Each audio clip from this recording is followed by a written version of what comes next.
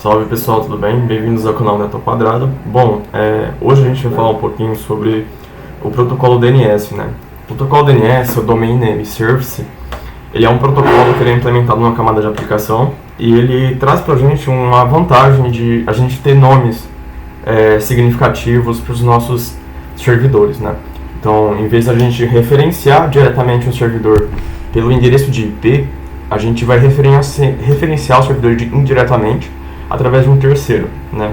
Esse terceiro vai ser para a gente o nosso servidor de DNS. Então você tem um servidor que é um computador comum, né? Com um hardware mais caprichado, mas é um computador. Dentro desse computador está rodando processos.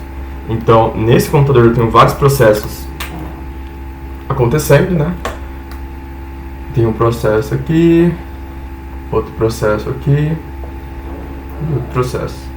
Um desses processos é o nosso servidor DNS, né?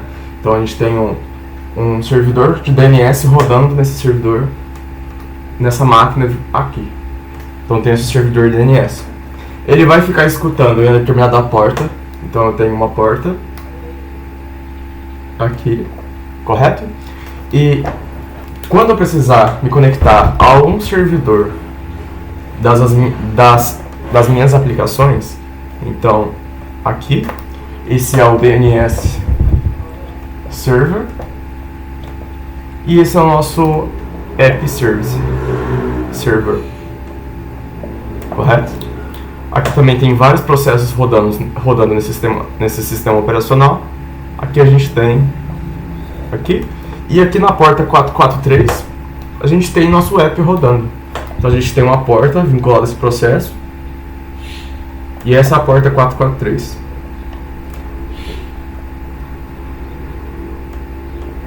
Para HTTPS. Certo? Então, eu tenho meu servidor rodando na porta 443 para HTTPS. E o IP público desse servidor é 201.14.0.12. Certo? E esse IP do servidor DNS, ele tem um IP público de 201.128.0.2, certo? Um IP fictício aí, mas é um IP público. Ambos são IP públicos, correto? E aqui a gente tem nosso cliente. Nosso cliente aqui, ele está acessando por uma máquina aqui, né? Ou essa máquina pode ser tanto um dispositivo móvel, pode ser um computador, um notebook, qualquer dispositivo conectado à rede. Então a gente tem o nosso processo, e esse processo ele vai também ter uma porta de comunicação aqui vinculada a esse host. Suponha que esse host tem esse IP público 192.168.0.1, correto? E aqui ele está expondo uma porta de comunicação 443 para HTTPS. É uma porta de saída 443. Perfeito? Aqui nesse computador, além disso, a gente tem um serviço local rodando, que é o nosso DNS local. Ele é responsável justamente por ter um mecanismo de caching, um gerenciamento aqui mais efetivo para evitar consultas desnecessárias do nosso servidor de DNS. Então, o nosso processo, quando ele precisar se comunicar em rede utilizando o DNS, ele vai primeiro consultar esse processo dentro do próprio computador, que é o DNS local. Ele vai verificar, pô, eu tenho esse IP aqui nesse catálogo de DNS? Pô, não tenho. Eu estou acessando aqui, por exemplo, google.com.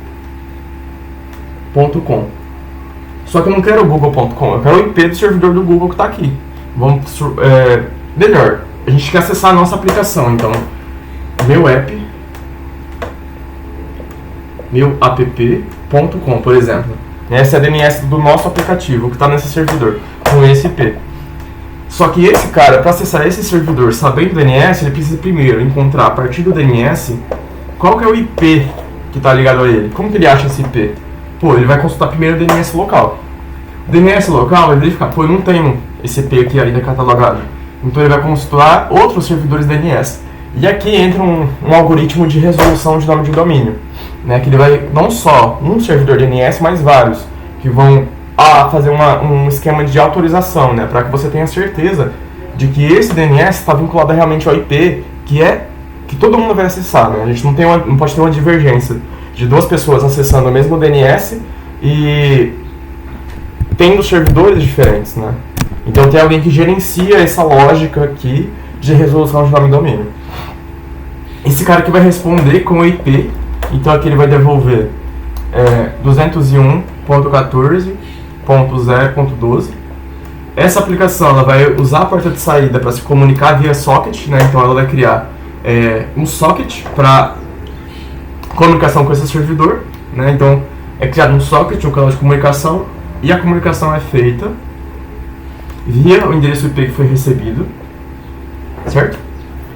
Então aqui ocorre um canal aqui a gente tem um canal de comunicação, rola toda a ideia do HTTPS, né? De você ter um handshake, a troca de certificado, justamente a comunicação via TCP, e basicamente é assim que o DNS funciona. É basicamente você vincular a um servidor, a um IP público, um nome, né, que é o nome que a gente colocou aqui de minha app.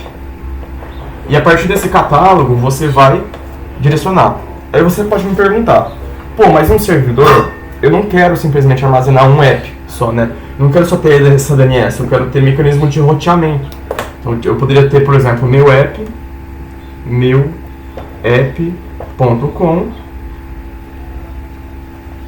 / sei lá, docs. E aí eu tenho uma documentação aqui que eu publiquei, /blog, os meus blog, certo? Então a gente vai entender isso mais na prática, né? Porque o que a gente vai fazer? A gente vai subir um servidor numa VM, né, com IP público.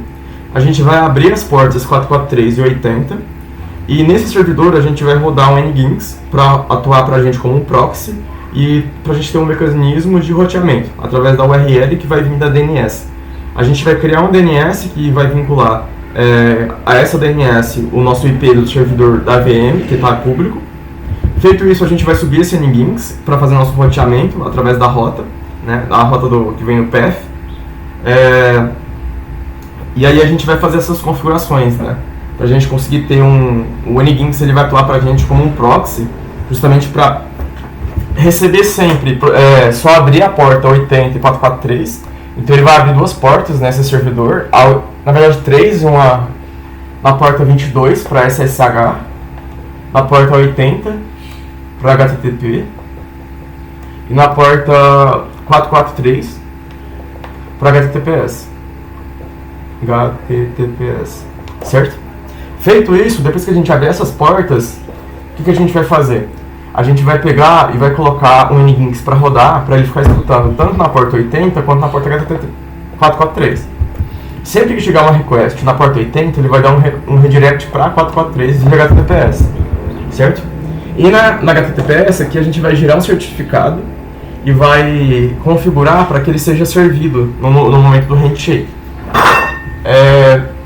Deixa eu ver aqui tem mais alguma coisa, e é isso. Aí nossa comunicação do nosso app vai ser via HTTPS, para a gente ter uma segurança com criptografia, e a gente vai utilizar o roteamento aqui através do path da URL para direcionar para os processos apropriados, né? Então, aqui no meu computador, do servidor, eu tenho vários processos rodando, e esses processos estão escutando em portas diferentes. Então, por exemplo, eu posso ter um container Docker, rodando aqui na porta 9000, e eu quero que toda vez que for direcionado para /docker, ele seja direcionado para essa porta, só que eu vou fazer a chamada via HTTPS na porta 443.